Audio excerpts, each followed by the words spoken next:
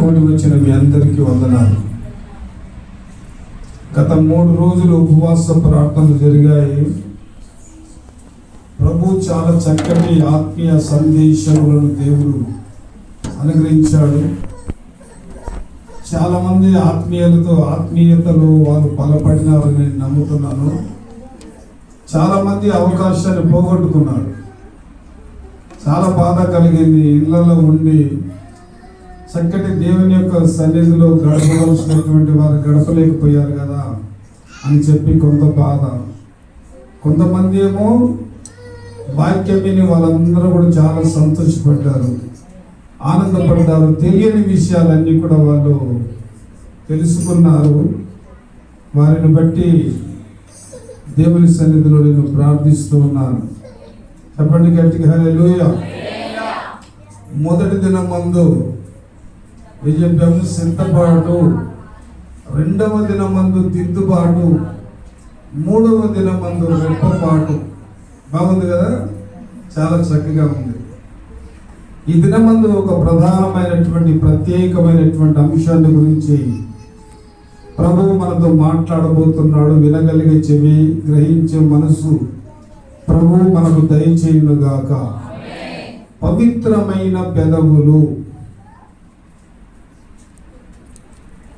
చెప్పండి అందరు, అయ్యా నిద్రపోతున్నారు చెప్పండి. పవిత్రమైన పెదవులు.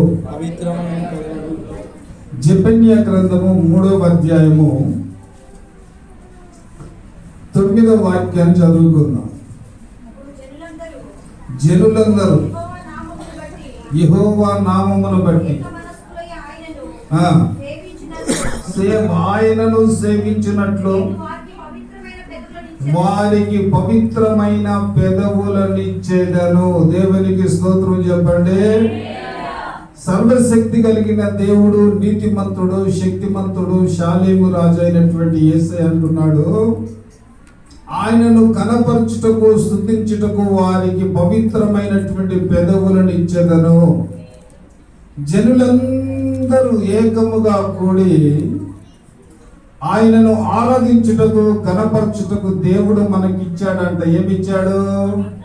పవిత్రమైన పెదవులు. అందరూ చెప్పండి ఆ మాట. ఇప్పుడు దేవుణ్ణి ఏ రీతిగా మనం ఆరాధించాలి? పవిత్రమైన పెదవులతో దేవుని మనం ఆరాధించాలి. మనిషి జీవితంలో పెదవులు చాలా ప్రాముఖ్యమైనటువంటివి. ఎంత ప్రాముఖ్యమైనటువంటివో అంత ప్రమాదకరమైనటువంటివి కూడా.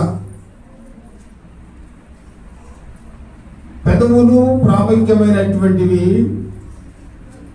అదే సమయంలో అది ప్రమాదకరమైనటువంటివి కూడా అని మనం జ్ఞాపకం చేసుకోవాలి.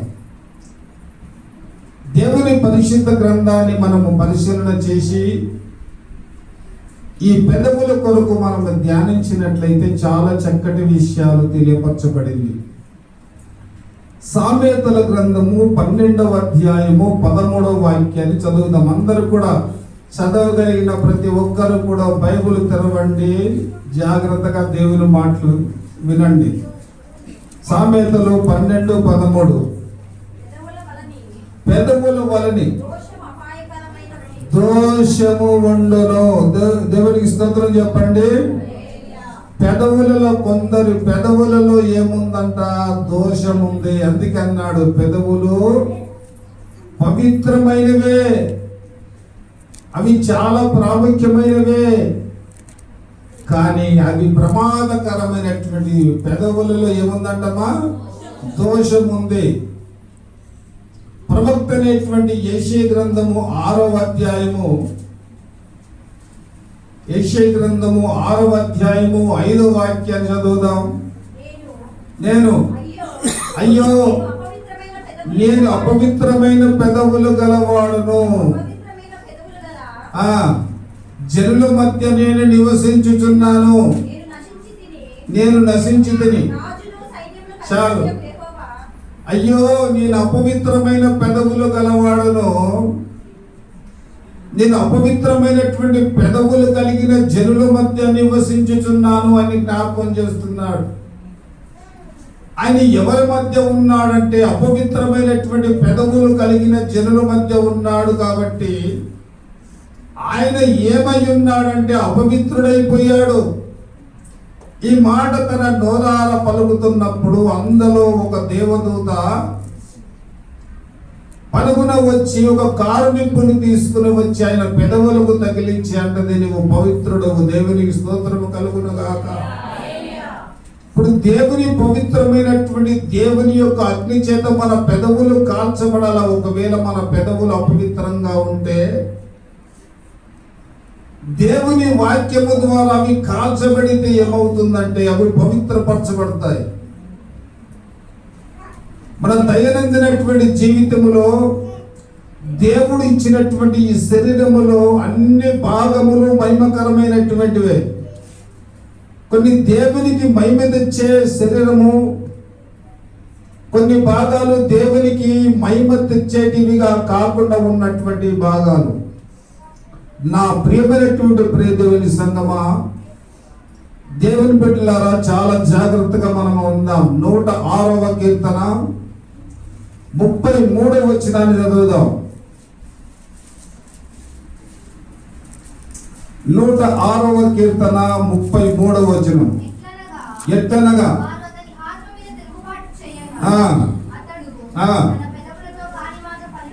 ఎవరైనా మోషే తన పెదవులతో కాని మాట పలికాడు. ఈయన స్వార్థికుడు, దీన మనసు కలిగినటువంటి వాడు, దేవుని చూసినటువంటి వాడు, ఇల్లంతటిలో నమ్మకమైనటువంటి వాడుగా బిరుదు పొందినటువంటి మోసే తన పెదవులతో ఏం మాట్లాడాడు అంటే కాని మాట పలికాడు. ఆ మాట పలుకుట వల్ల ఆయన కానానులో ప్రవేశించలేనటువంటి పరిస్థితి సంభవించింది. మన పెదవులు అప్పుడప్పుడు ఏం మాట్లాడతాయి? కాని మాటలు. అందరు చెప్పండి అమ్మాట. మన పెదవులు ఏం మాట్లాడతాయి చెప్పండి అమ్మా? కాని మాటలు. కాబట్టి దేవుడు మనకి ఏమి ఇచ్చాడంటే పవిత్రమైనటువంటి పెదవులను మనకు ఇచ్చాడు. కొందరు అంటారు, ఏమంటారు కొందరు, కీర్తన గ్రంథము 12వ అధ్యాయము 4వ వాక్యాన్ని కన్నా మనము చదివినట్లయితే కొందరు అంటారు ఏమని, మా నాలుక చేత మేము సాధించేదము, మా పెదవులు మావి, మాకు ప్రభు ఎవరు? ఎవరు వీళ్ళు? మా పెదవులు మావి, మా ఇష్టం వచ్చినట్లు మాట్లాడతాము, మమ్మల్ని అడగడానికి ప్రభు ఎవడు?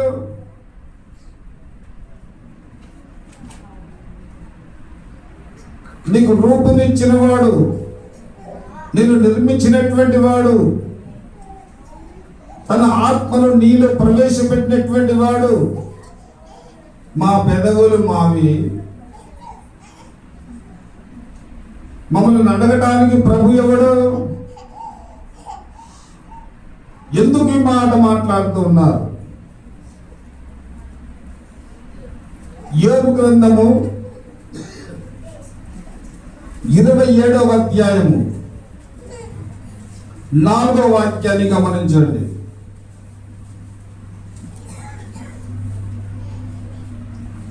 యోబు గ్రంథము 27వ అధ్యాయము 4వ వాక్యం. నిశ్చయముగా గమనించండి, కొందరి పెదవులంట అబద్ధమాలు పలుకుతాయి. ఎప్పుడు వారిని కదిలించినా, ఎప్పుడు వారితో మాట్లాడినా ఈ పెదవులు ఏమి పలుకుతాయంటే అబద్ధాలు. సత్యాన్ని పలకవలసినటువంటి పెదవులు అబద్ధాలు పలుకుతూ ఉన్నాయి. కీర్తన గ్రంథము 17వ అధ్యాయము 1వ వచనములో చాలా చక్కని మాట రాయబడింది. యెహోవా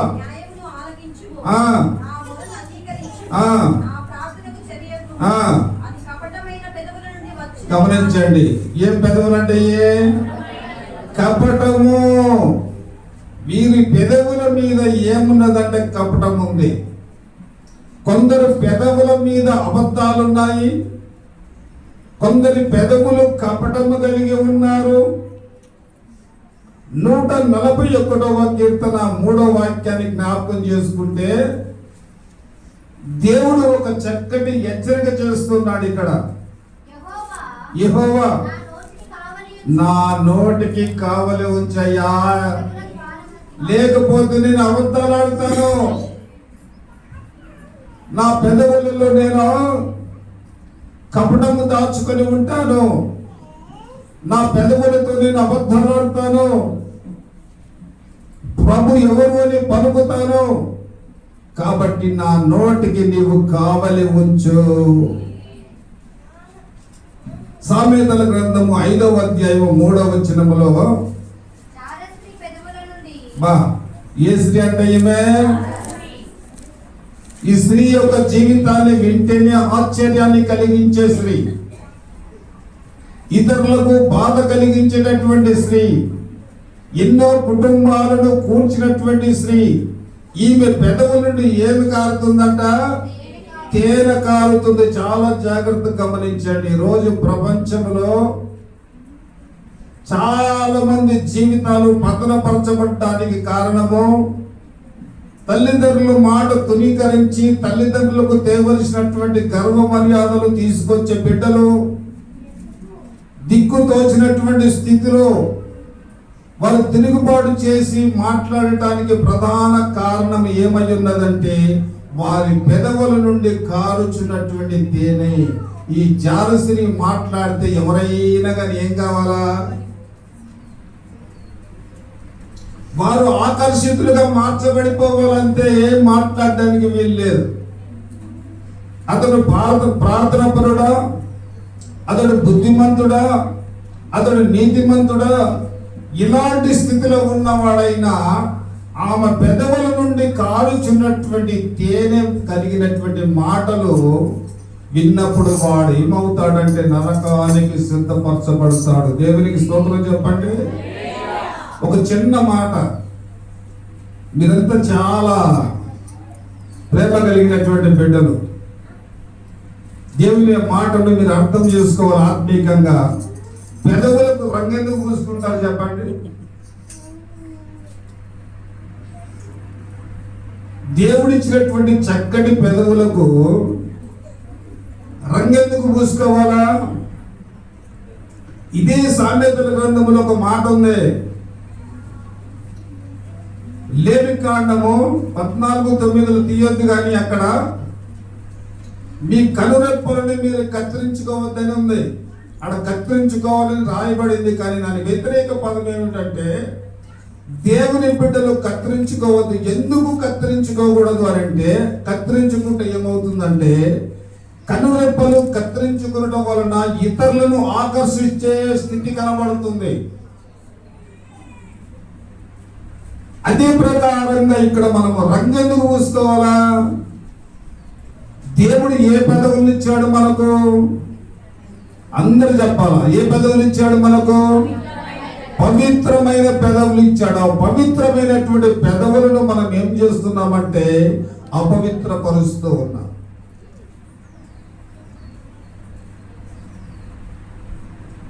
ఆత్మీయ బిడ్డలు, నా ప్రేమైనటువంటి ఆత్మీయ బిడ్డలారా, ఒక్కసారి దేవుని రక్తము చేత కడగబడిన మనము లోక సంబంధమైనటువంటి వాటి నుండి వేరుపరచబడ్డాము. దేవుడు ఎప్పుడో వేరుపరిచాడు. తండ్రి కుమార పరిశుద్ధాత్మ నామములో ఎప్పుడైతే నువ్వు రక్షణ పొందావో ఆ దినము నుండి ఒక ప్రత్యేకమైనటువంటి జీవితాన్ని ప్రభువుని కలుగజేశాడు. కానీ లోక సంబంధమైనటువంటి ఆచారాలను మనము పనిముట్టుగా చేసుకోవద్దు. దేవునికి స్తోత్రం చెప్పండి గట్టిగా. పరమగీతములు 4వ అధ్యాయము 11వ వచనాన్ని మనం చదువుదాం.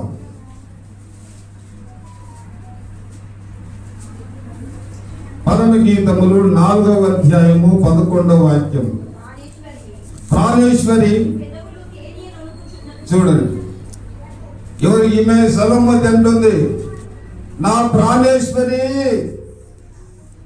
నా పెదవులు నీ కొరకు తేనెలొలుకుచున్నవి. ఇది ఆత్మ సంబంధమైనటువంటి విషయాన్ని జ్ఞాపకం చేస్తున్నాడు. ఎవరు ప్రాణేశ్వరి, ఎవరు ప్రాణప్రియుడు?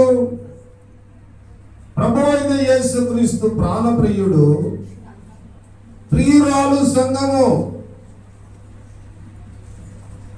ఆమె పెదవులు ఏమి ఒలుగుతుందంటే తేనె ఒలుగుతుంది. జుంట తేనె దారుల కంటే కూడా మధురాతి మధురమైనటువంటిది ఏమిటంటే దేవుని యొక్క వాక్యము. దేవునికి స్తోత్రం చెప్పండి. నీ పెదవుల గుండా ఏమి ఒలకాలంటే దేవుని యొక్క వాక్యము ఒలకాల. తెలుసో తెలియక మనం ఏం చేస్తున్నామంటే,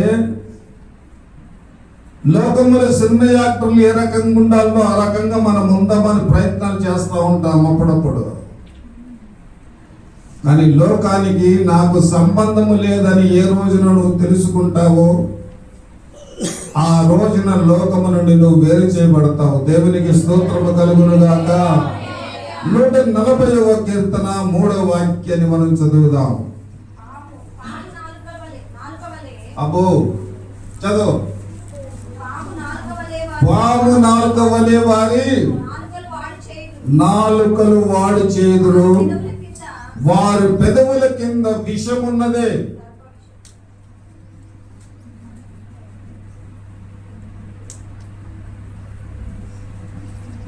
కాబట్టి మన పెదవుల్ని ఏం చేయాలి? మనము కాపాడుకోవాలా, కాచుకోవాలా. పెదవుల కింద ఏముందంట?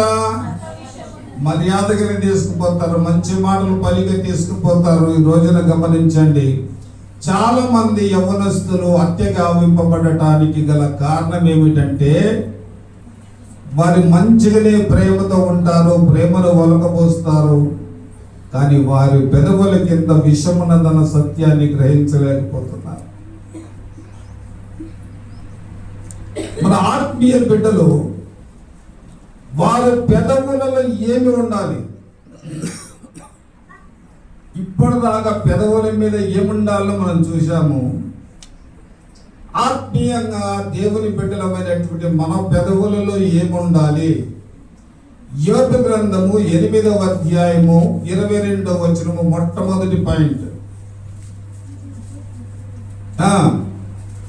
యోబు 8:22.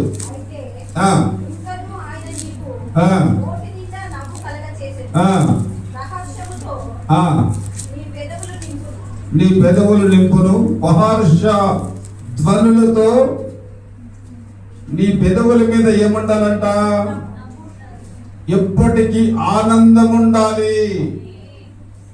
నీ పెదవులలో ఏమి కనిపించాలి? కష్టములో ఉన్నా, దుఃఖములో ఉన్నా, వేదనలో ఉన్నా నీ పెదవుల గుండా ఏమి కనిపించాలి? పెదవుల మీద నవ్వు కనిపించాలి, ఆనందము కనిపించాలి.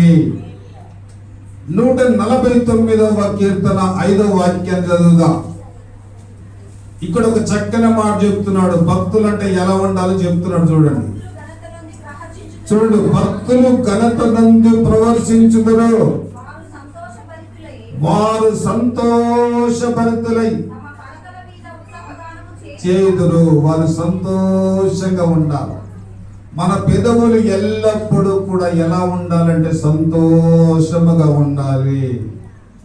126వ కీర్తన 1-2 వచనాలు చదువుదాం.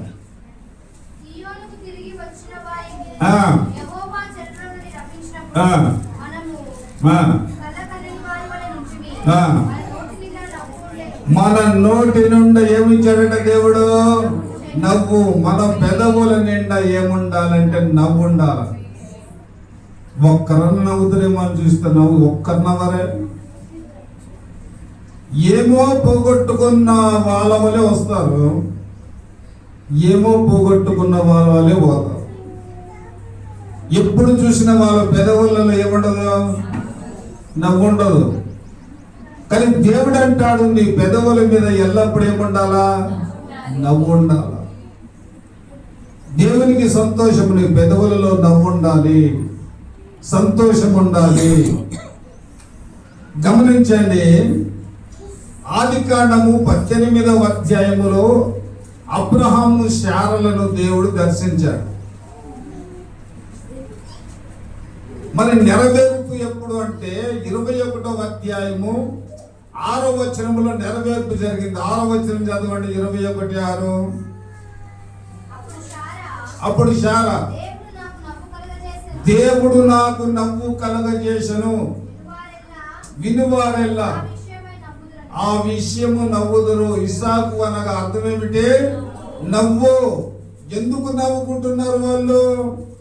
ప్రజలందరూ నవ్వుకోవడానికి గల కారణం ఏమిటంటే, మృతతుల్యమైనటువంటి దేహములో దేవుడు అద్భుతము చేశాడు. దేవునికి స్తోత్రం చెప్పండి. ముసలితనమందు నిండు 100 నిండినటువంటి అబ్రహాముకు సంతానాన్ని కలగజేశాడు. కాబట్టి ప్రజలందరూ ఏమనుకుంటున్నారట? అయ్యో, ముసలితనమందు కనుక్కున్నారు. ఎప్పుడు కనుక్కున్నారటమ్మా? ముసలితనమందు అని ప్రజలు ఏం చేస్తున్నారట? మరి శారమ్మ నోట ఏముంది? నవ్వుంది. మన నోట ఏముందంటే ఏడుపు ఉంది.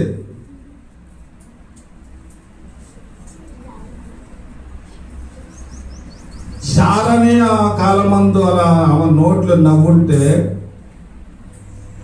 దేవుని వాక్యాన్ని వింటున్నటువంటి మన నోట ఏముండాలా? నవ్వుండాలా. దేవునికి స్తోత్రం చెప్పండి గట్టిగా. మొట్టమొదటి మాట మనము గమనించినట్లయితే మన పెదవులలో నవ్వు ఉండాలి. రెండో విషయాన్ని జ్ఞాపకం చేసుకుందాం. కీర్తనల గ్రంథము 21వ అధ్యాయము 2వ వచనము.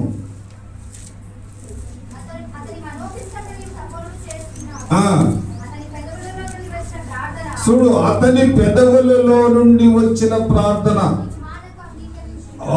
మానక అంగీకరించిన. దేవునికి స్తోత్రం చెప్పండి అందరూ. మన పెదవులలో ఏముండాలి అని అంటే ప్రార్థన ఉండాలి. అందరు గట్టిగా ఇల్లు చెప్పండి. మన పెదవులలో ఏముండాలట? ప్రార్థన ఉండాలి. మొట్టమొదటిగా మన పెదవులలో నవ్వు ఉండాలి.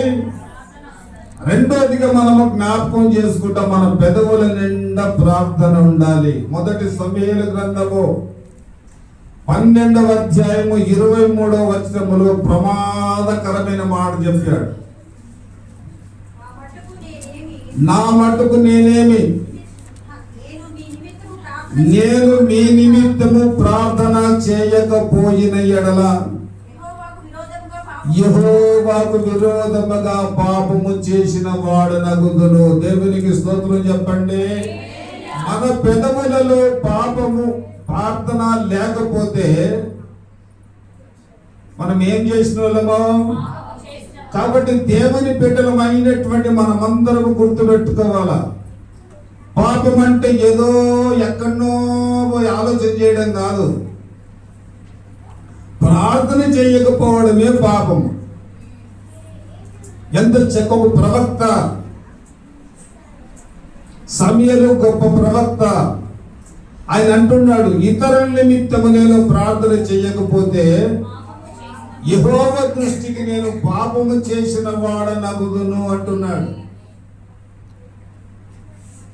కాబట్టి మన నోట ఏముండాలి? అందరు చెప్పండి, ఏముండాలి? ప్రార్థన ఉండాలి. 40వ కీర్తన 9వ వాక్యాన్ని చదువుదాం. 40వ కీర్తన 3వ పాయింట్. 40వ కీర్తన 9వ వాక్యం.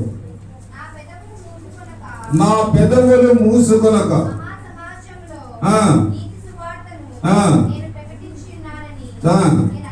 చాలు. మన పెదవులలో ఏముండాలి అంటే సువార్త ఉండాలి. సమయం దొరికినప్పుడు మన పెదవుల నుండి మనం ఏం చేయాలా? బయటికి ఎక్కడ వెళ్ళగాకు, దూర ప్రాంతాలకు వెళ్ళగాకు. నీ ఇరుగు పొరుగు వారికి నువ్వు సువార్త ప్రకటించు. నీ కుటుంబంలో రక్షణ లేనటువంటి బిడ్డలకు నువ్వు రక్షణ సువార్తను తెలియజేయి. నీ పెదవుల నిండా ఏముండాలా? సువార్త ఉండాలి. ప్రభు అయిన యేసుక్రీస్తు దగ్గరికి సమరయ స్త్రీ సంభాషణ చేసుకున్నటువంటి సమయంలో ఆమెకు చెప్పవలసినటువంటి మాటలన్నీ చెప్పాడు ప్రభు. తెచ్చుకున్నటువంటి కుండని విడిచిపెట్టి ఏం చేసింది సమరయ స్త్రీ? సుకార అనబడినటువంటి గ్రామానికి వెళ్ళి సువార్తను ప్రకటిస్తే ఆ సువార్తను విన్నటువంటి ఆ గ్రామంలో ఉండే ప్రజలందరూ కూడా రక్షణలు పొందారు. ఏం చేసింది? యేసయ్యను గురించినటువంటి సువార్తను ప్రకటించింది. ఆమె పెదవులలో ఏముందంటే సువార్త ఉంది. అందరు గట్టిగా వెళ్ళి చెప్పండి. అందరూ గ్రామస్తులందరూ కూడా ఏం పొందారు? రక్షణ పొందారు. ఈ రోజు నన్ను గమనించండి, మన కుటుంబంలో నలుగురు ఉంటే ఒకడు రక్షణ పొందుతాడు, ఒకడు రక్షణ పొందడు. మీరు చాలా జాగ్రత్తగా గమనించండి. అలా జరగాలనేటటువంటి ఉద్దేశంతో నేను చెప్పడంలా. ఒకవేళ మన కుటుంబంలో నలుగురు ఉన్నారు, నలుగురులో అకస్మాత్తుగా ఎవరన్నా కాలం చేశారనుకో, వారు రక్షణ పొందాల. వారి కొరకు ఏమని ప్రార్థన చేస్తాం చెప్పండి? ఏమని ప్రార్థన చేయాలి? మీరైతే ఏమని ప్రార్థన చేస్తారు చెప్పండి? ప్రభు నన్ను నిద్రించాడు అనే మాట పలకడానికి అవకాశం ఉందా? కాబట్టి మన సువార్త ద్వారా ఏం కావాలి? రక్షణ పొందాలి. మన కుటుంబములు ఏ ఒక్కరు కూడా రక్షణ పొందకుండా ఉండకుండా మన పెదవులలో ఏముండాలంటే సువార్త ఉండాలి. దేవునికి స్తోత్రము కలుగును. హెజ్కేలు గ్రంథము 24వ అధ్యాయము 15వ వాక్యాన్ని చదువుదాం.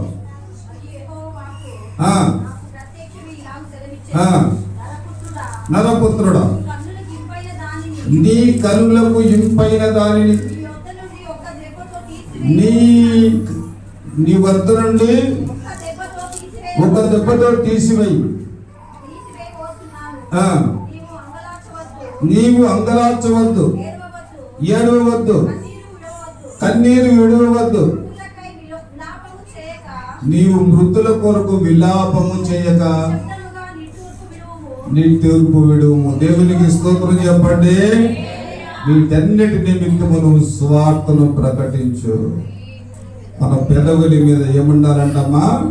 సువార్త ఉండాల. మన పెదవుల మీద మొట్టమొదటి చెప్పండి నవ్వు ఉండాలి. రెండోది ఏముండాలా?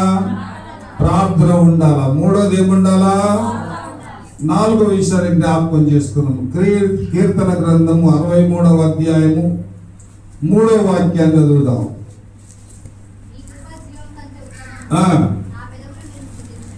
గట్టిగా వెళ్ళి చెప్పండి. ఎంతమందికి అర్థమైంది? నా పెదవులు నిన్ను స్తుతించును. దేవునికి స్తోత్రం చెప్పండి. కూర్చున్నా, లేచినా, ఉద్యోగం చేస్తున్నా, నడుస్తున్నా, వ్యాపారం చేస్తున్నా, విద్యాలయంలో ఉన్న మన నోరు మౌనముగా దేవుని స్తుతించే పెదవులుగా ఉండాలి. ఏ పని చేస్తున్నా సరే నీ పెదవులు మౌనముగా ఎవరిని స్తుతించాలి? దేవుని స్తుతించాలి. యెషయా గ్రంథము 38వ అధ్యాయము 18వ వచనము. ఒకవేళ స్తుతి నీ నోట లేకపోతే, యెషయా గ్రంథము 58:18 38:18 సారీ, యెషయా గ్రంథం 38:18 చదువు. పాతాళములో నీకు స్తుతి కలగదు,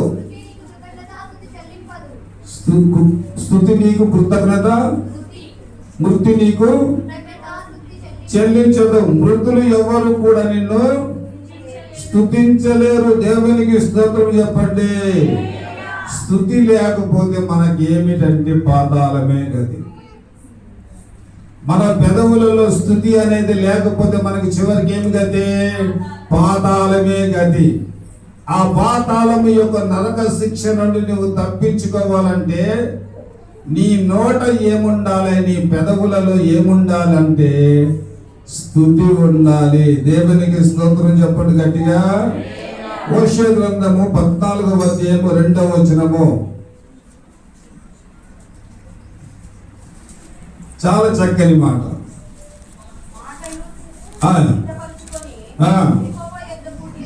తిరుగుడి ఎట్లకు బదులుగా, అక్కడ చదువు, ఎట్లకు బదులుగా, గట్టిగా ఇల్లు చెప్పండి. దేవునికి అర్పణ అర్పించేటటువంటి సమయము. ఏమి అర్పించాలంట? ఎట్లకు బదులుగా నా పెదవులను నీకు అర్పిస్తున్నాను. ఏమి అర్పణగా అర్పించాలంటే మన పెదవులు దేవునికి అర్పణగా అర్పించాలి. అందుకే దావీదు ఏం చేశాడు? 119వ కీర్తన 164వ వచనంలో,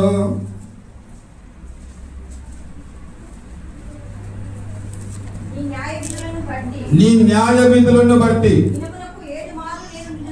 దేవునికి స్తోత్రం చెప్పండి. అందరు గట్టిగా హల్లెలూయా చెప్పండి.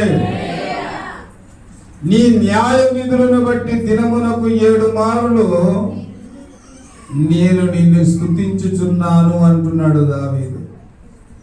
దావీదు తన జీవితంలో అపజయం అనేదే లేకుండా ఉండటానికి గల కారణం ఏమిటంటే, దావీదు నోట, రాజు అయినటువంటి దావీదు నోట ఏముందంటే స్తుతి ఉంది.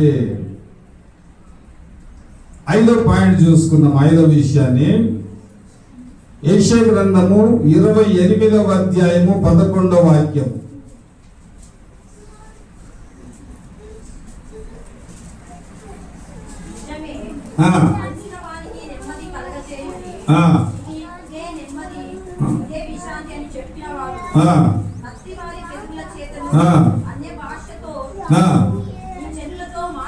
చాలు. మన పెదవుల మీద ఏమి ఉండాలి అంటే అన్య భాషలు ఉండాలి. ఏ భాషలు ఉండాలా? మన పెదవులలో ఏముండాలి చెప్పండి? లోక సంబంధమైనటువంటి భాషలు కాదు, పర సంబంధమైన అన్య భాషలు మన పెదవుల మీద ఉండాలి. ఇప్పుడు చెప్పండి, మొట్టమొదటిగా మన పెదవుల మీద ఏముండాలి? రెండవది, మూడవది, నాలుగవది అన్య భాషలు ఉండాలి. ఈ 5 అనుభవాలు మన జీవితంలో మనము కలిగి ఉంటే దేవుని ఆరాధించుటకు, ఆయనను స్తుతించుటకు దేవుడు మనకి ఏమిచ్చాడంటే పవిత్రమైనటువంటి పెదవులను ఇచ్చాడు. దేవునికి స్తోత్రం చెప్పండి. ఏ పెదవులు కావాలి మనకు? పవిత్రమైన పెదవులు. ఎందుకంటే దేవుని స్తుతించడానికి, ఆయన నామాన్ని కనపరచడానికి. అట్టి కృపా ప్రభు మనకు అనుగ్రహించునుగాక. తలలు వంచి కళ్ళు మూసుకొని ప్రార్థన చేద్దాం. ఈ మాటలు ప్రభు